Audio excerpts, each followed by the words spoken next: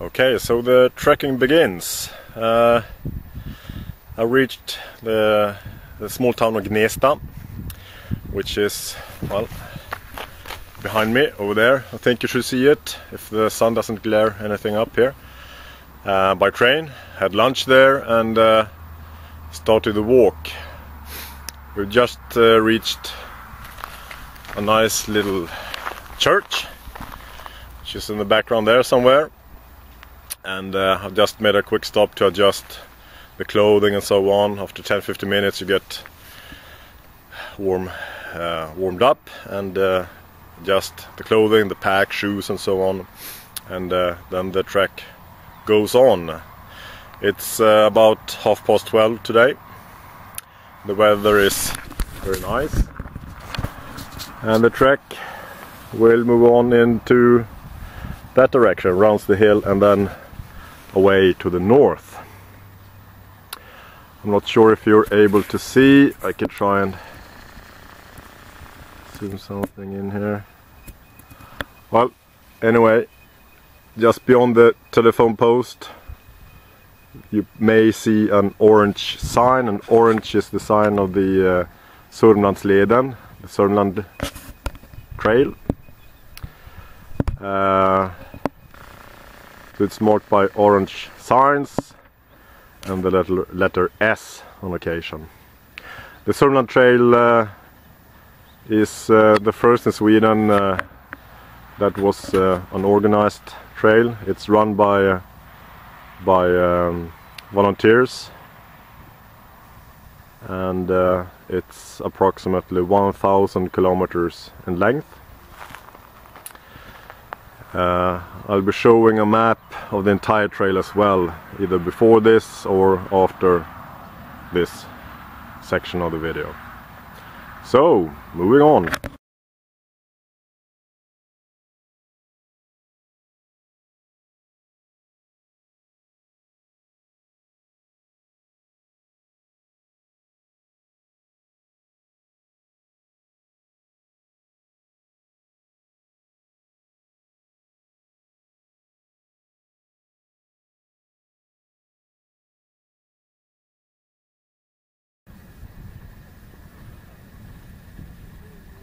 So it's been about an hour since I started walking, an hour 10 minutes.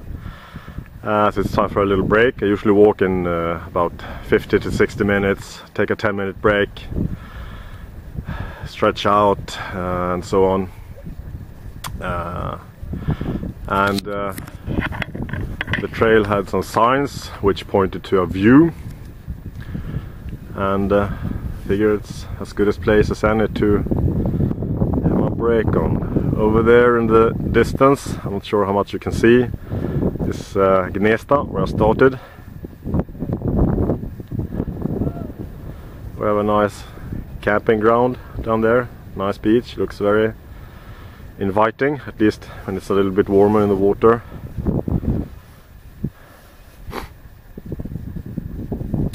And quite a nice view.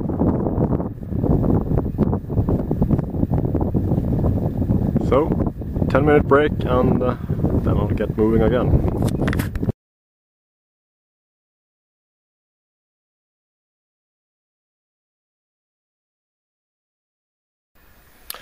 Okay, the time now is 3 o'clock.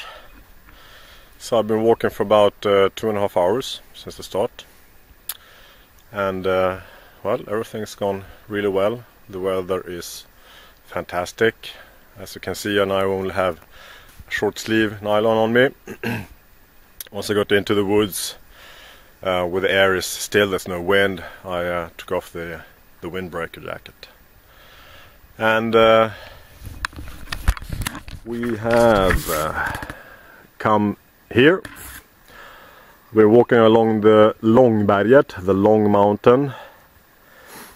And to show you on the map, hopefully, this is where we started. This is the viewing point that I shot some video, and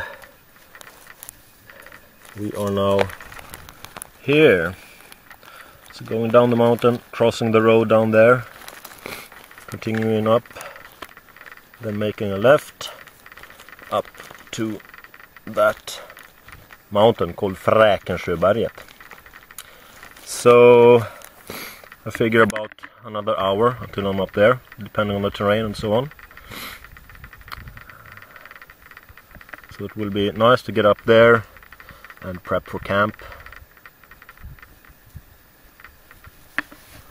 So see you soon.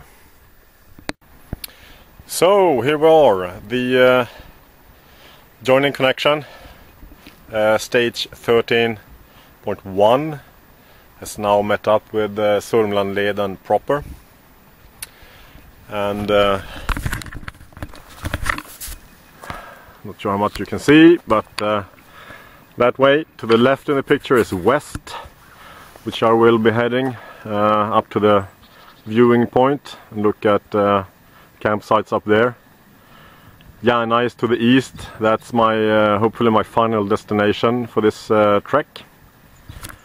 Gnesta, that's where we started out, and we have a spring source, a water source, 800 meters following that road, and over there you have some toilets and possibility to get rid of trash if you're carrying something like that. Time now is 4:10. It took a bit longer to get here than I anticipated, but that's the way it is. So I'll take a short break here and then continue a couple of kilometers to the west. See you back soon.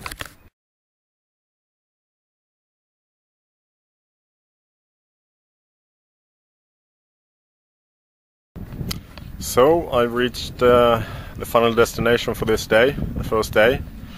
We're on the top of the Fräkensjöberget, which is an old lookout point.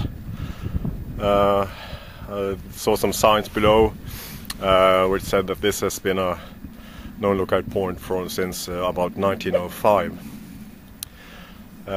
So I think there's been a lot of people heading up here. So let's have a nice view. Look at the view.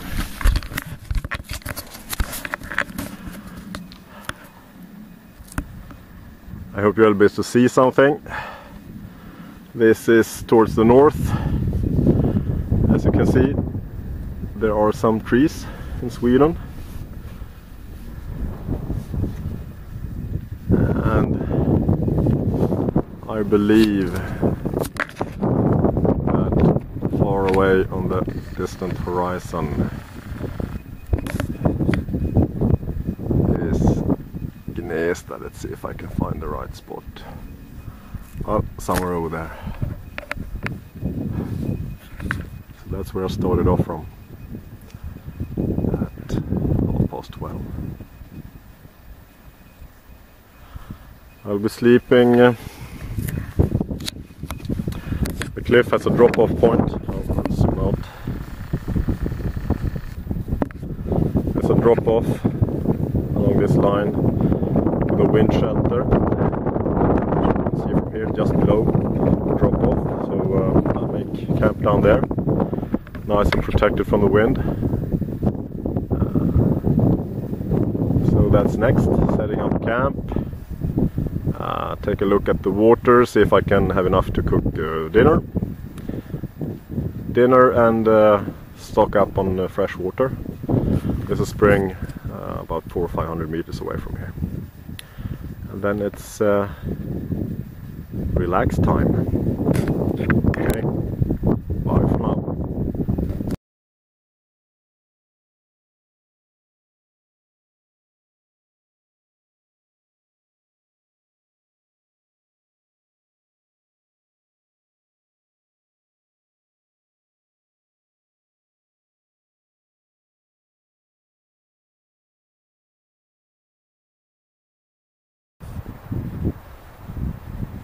So here we are at another shelter.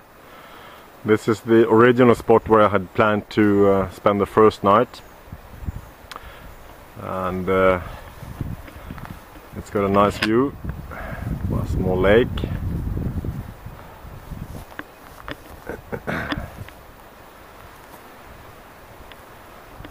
wind shelter itself. Unfortunately, people fail to remove their litter as well, so some beer cans and stuff left over here. Anyway, I'll be continuing on my trek. There's a little bit left to do today, so no rest for the weary.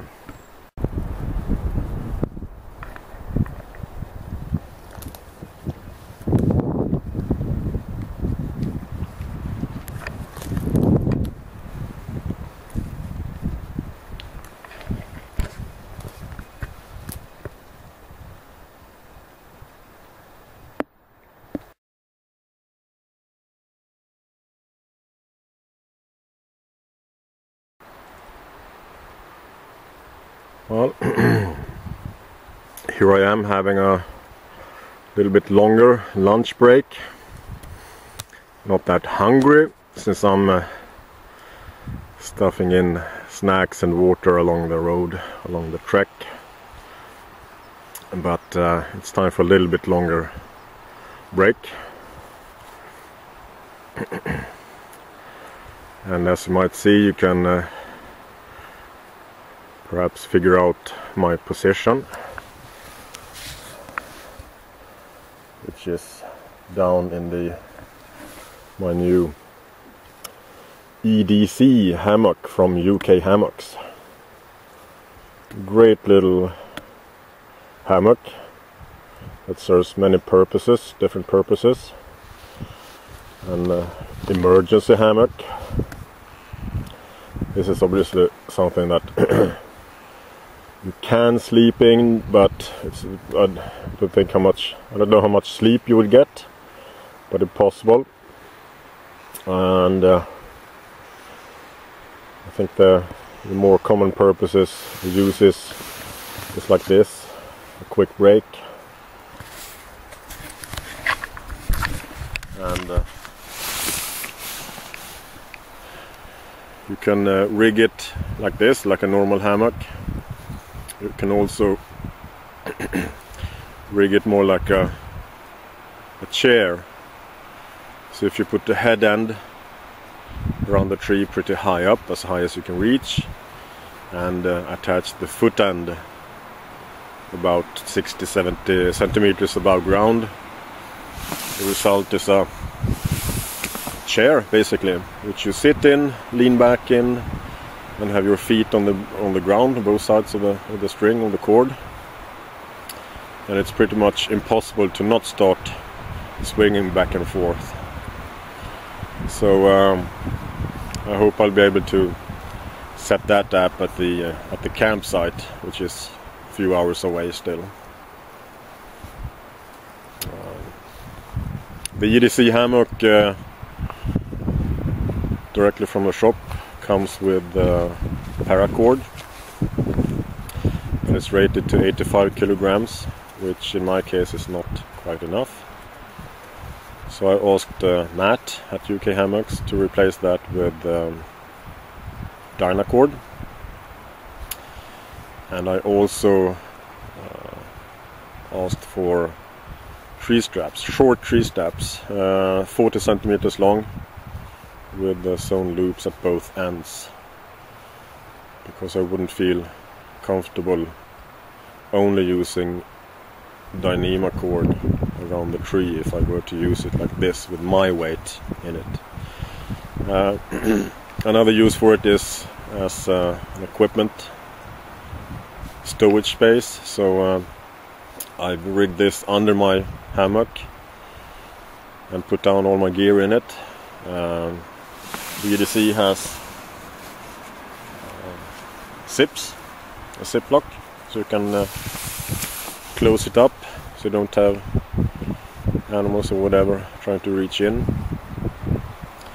I doubt that the fabric is normal hammock fabric, so I don't think it's especially waterproof, but underneath my hammock, and obviously with the tarp on top of that, should be perfectly dry off the ground.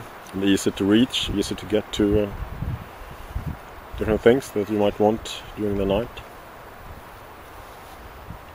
It's a very nice little addition.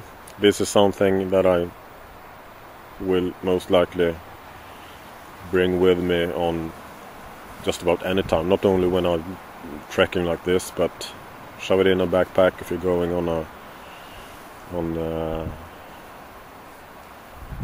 short trip with the kids or something like that. Great, very easy to rig up, quick to set up, and very nice to use. Get off the ground and have a rest, which is what I'm going to do now. So see you later.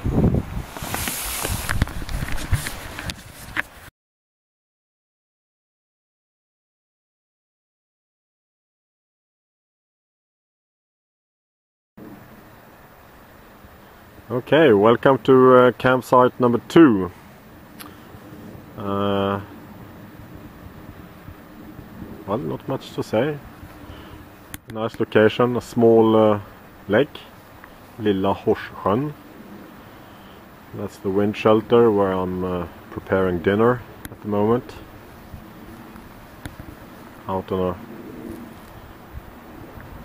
small piece of land. And I have my camp set up over there.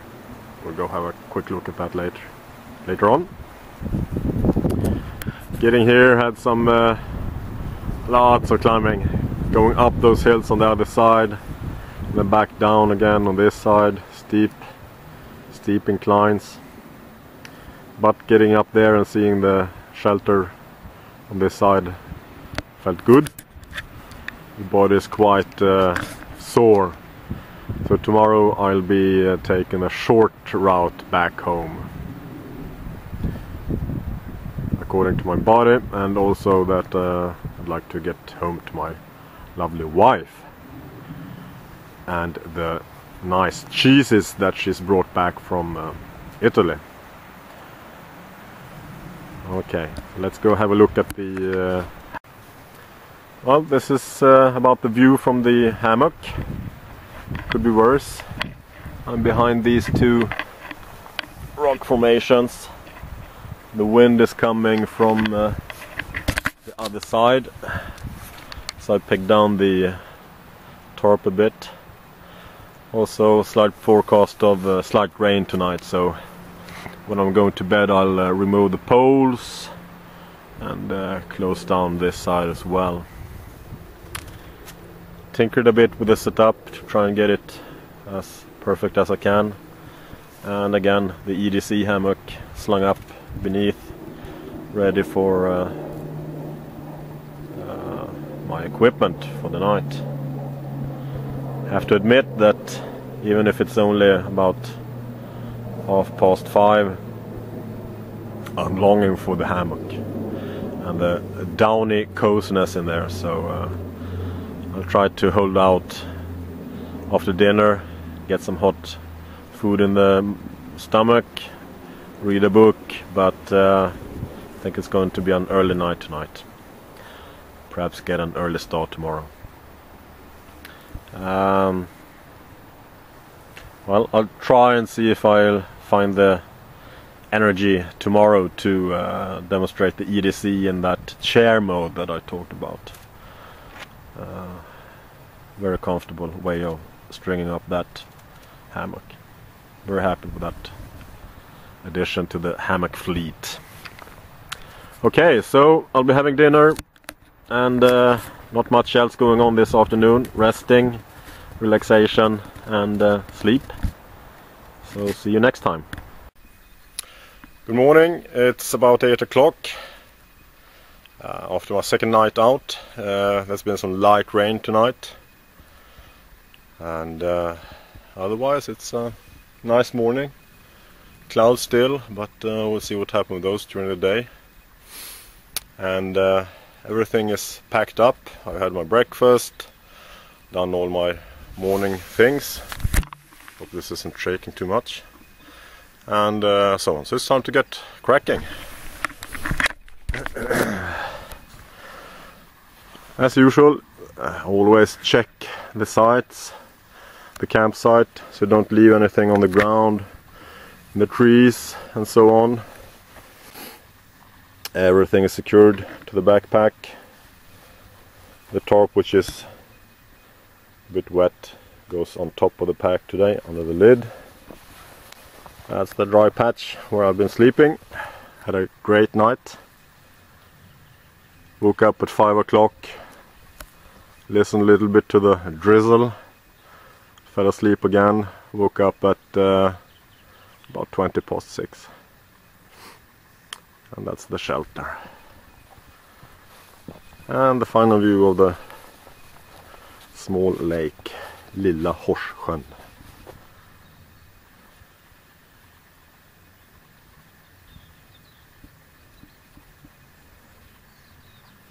Right, let's get cracking. Before I got going, I thought I'd just show you the way I think, how I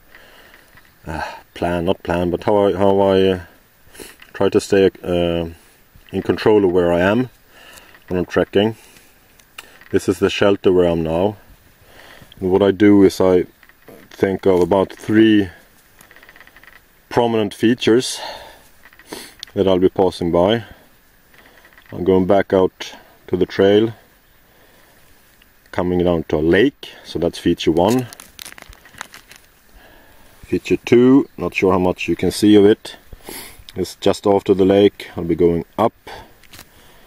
uphill, then downhill, and then uphill again. So 3 features: lake, uphill, and a valley, and uphill again. That's perhaps 4, but anyway, 3 to 4 features that I keep in my mind, and that way it's quite easy to get a feel for when you miss, if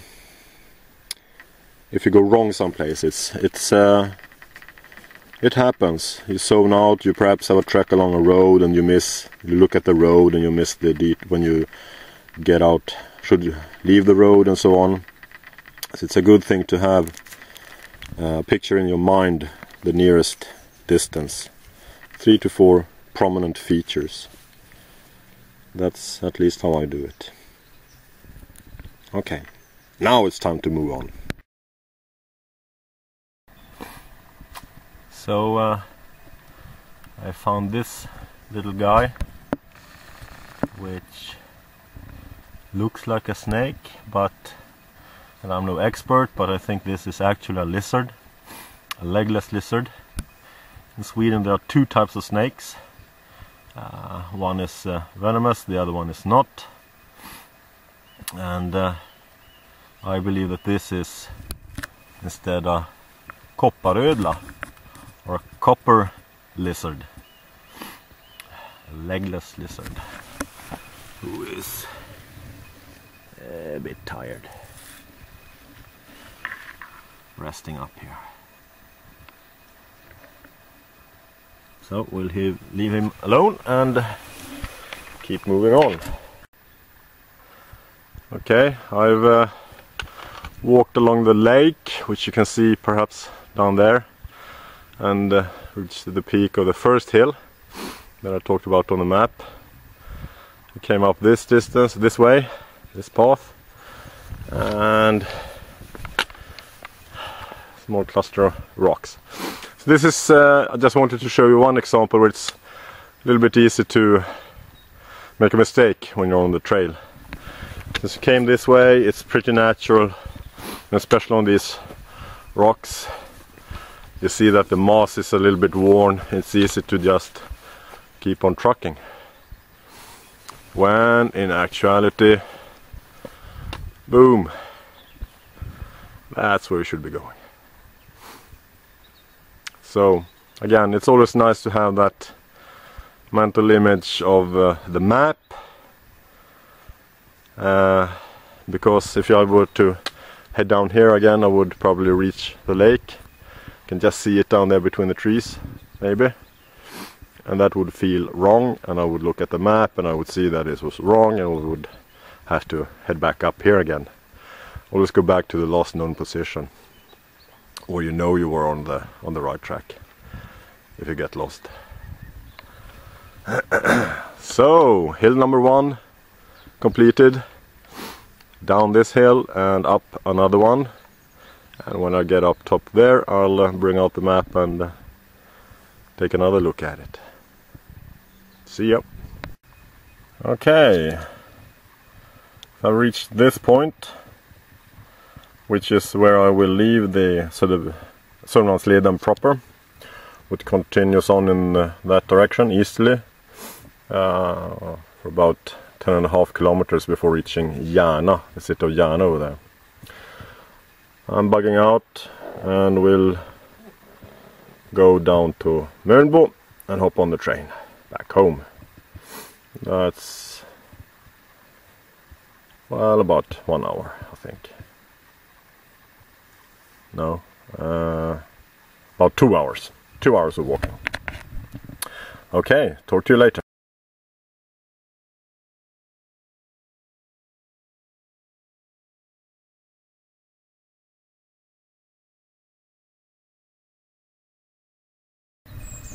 So, ladies and gentlemen, that's the end of stage 12.1. Those last 5 kilometers took exactly 1 hour, so nice pace there. Not so much uphill, downhill. The road was just the last 200 meters. Otherwise nice trails in the woods. The only thing that's left is, I suppose, going down there, I hope, to the train station and catch a train home, a nice meal, hot bath, and relax at home. Well, I hope you enjoyed my trek, and as usual, feel free to leave comments if there's something you would like me to change in the way I make these films. I thought that the start with a map and overview of the trek should be a good feature, give some perspective on the film, and well, comment, likes, and so on. Have a good day and see you later.